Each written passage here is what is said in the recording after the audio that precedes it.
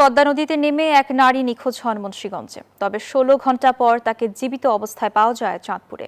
কিভাবে এত দূরে গেলেন তিনি তা নিয়ে তৈরি হয়েছে ধোঁয়াশা। ওই নারীও বিস্তারিত কিছুই বলতে পারছেন না। এদিকে নিখোঁজ মাকে জীবিত ফেরত পেয়ে আনন্দে আত্মহারা সন্তানরা। হুমায়ুন কবিরের পাঠানো তথ্যচিত্রে ডেস্ক রিপোর্টে বিস্তারিত।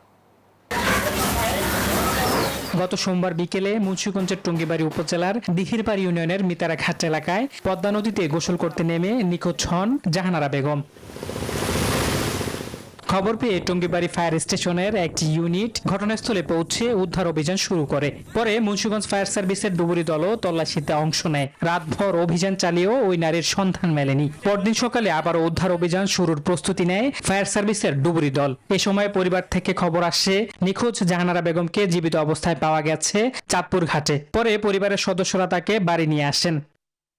এত দীর্ঘ সময় পর অন্য জেলায় জীবিত অবস্থায় তার সন্ধান পাওয়ার বিষয়টি এলাকাবাসীর মনে আলোচনার জন্ম দিয়েছে।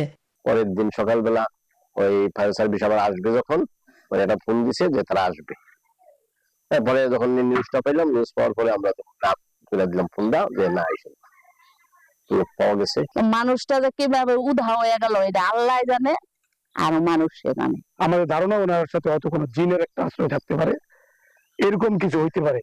ওই নারীও স্পষ্ট করে কিছু বলতে পারছেন না। আমি এতটুকু বলতে পারি যে আমার এই গলাটার ভিতরে চিমটির মতন দিয়ে একদম আমার একটা উপমিশি জাকি দিছে।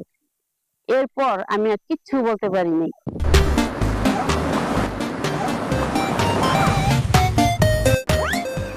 বিষয়টি কিভাবে ঘটলো তা নিয়ে বিস্মিত প্রশাসনও। এদিকে নিখোঁজ হওয়ার পর মাকে জীবিত ফেরত পেয়ে আনন্দে আত্মহারা সন্তান ও তার স্বজনরা। Desk report, news 24।